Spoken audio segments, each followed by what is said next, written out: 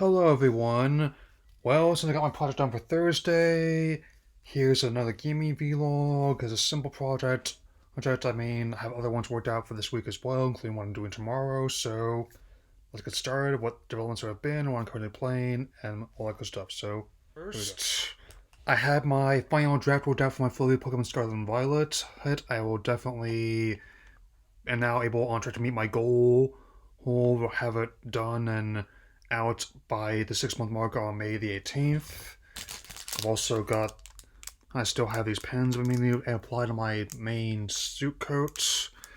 And I also, even though I've seen the first two episodes of Horizons, I'm not going to pass judgment properly until I've seen the third, and from the jokes I've been seeing on my community tab. I still have no mixed feelings with the fact that I'm using Florian and Juliana as opposed to Roy and Rico, and they voice Vortex was one others, so I'll just deal with it as it comes. Also, on the Switch, I've been playing Lost Splatoon 3. I'm practicing for the next Splatfest. I mean, I was not able to log in extra work, unfortunately, but you can definitely tell for the Zelda Splatfest, I'm going to be on Team Courage, and this also ties into other Zelda content I have to help tie into Tears of the Kingdom's release as well, so be ready for that in the near future. And of course, playing a little bit more of Game Watch Gallery 3 on Game Boy Online. I'm quite pleased with the response to Mixie 4 Online video on Pokemon Stadium, so this bodes well for when the sequel goes live, whenever that might be. Yeah. And a bit of obligatory dumb news to splice in and to segue from Nintendo to Sony's. When I'm playing on those systems. I mean, apparently Monster Energy has unsuccessfully tried to sue not just smaller developers, also Pokemon Company and Capcom over the word monster. In Japan, they have not won a single time, by the way. King tried to do something similar for Candy Crush about a decade ago. I mean, it's one thing when you're going after smaller developers, which is kind of insensitive, but when you're going after big IPs like those, especially what's easily the biggest multimedia one of all time, I can only imagine the response in the boardrooms would be like, ha ha ha ha ha ha, no. Now, on to the Sony side of things. I am about four-fifths of the way into my second playthrough of Sonic Frontiers. My proxy, my script on that, definitely will have that ready to go by the 6 month mark on May the 8th and out, most likely. And definitely also have finally gotten some of the other content installed, like the Boss Rush, as well as some of the free skins that collaborate with Monster Hunter series, as I just mentioned. And actually kind of amusing to see Sonic dressed as kind of Rathalos armor while roasting meat on a skewer, to say the least.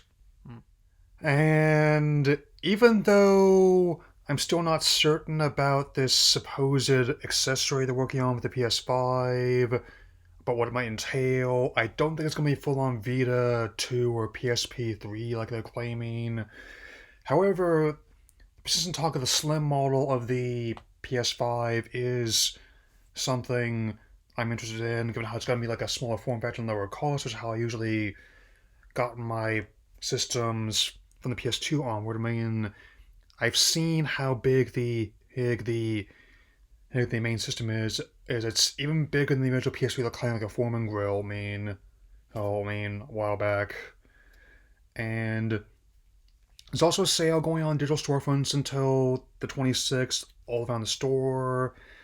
If you're interested in picking up some games that you've been wanting for a while, take advantage. It also ties in what I'm finally playing as well. As you can tell by my thumbnail, Bethesda and id Software just put the bulk of the Doom franchise on PS Plus. I mean, I was wondering what the legacy titles would be here this month, and they did not disappoint. I'm not a huge fan of the series, admittedly, but I do legitimately respect the original 1993 title on PC. I believe Doom 64 is held up a lot better than I expected. I mean, granted, it's not remembered as much as the GoldenEye Perfect Dark are, but it is surprisingly fun, and I did legitimately enjoy the 2016 reboot and its sequel, Doom Eternal, sometimes there's something really satisfying about ripping and tearing until it's done. My headcanon is still that the Doomslayer was a grown-up Commander Keen in some respects. For some of you younger ones might have to Google that one, but still, may not be my favorite franchise, but its legacy as a first-person shooter forerunner is secure. Kind of amusing how I began life as an Alien tie-in, which is why I'm wearing that shirt again. But Fox said no. And sure enough, Xenomorphs is a very popular mod added to the original PC version. Anyway, that'll be all for now. Now I'll see you all again tomorrow. My first reading thoughts at Mighty Morphin Power Rangers, once and always. Take care, everyone.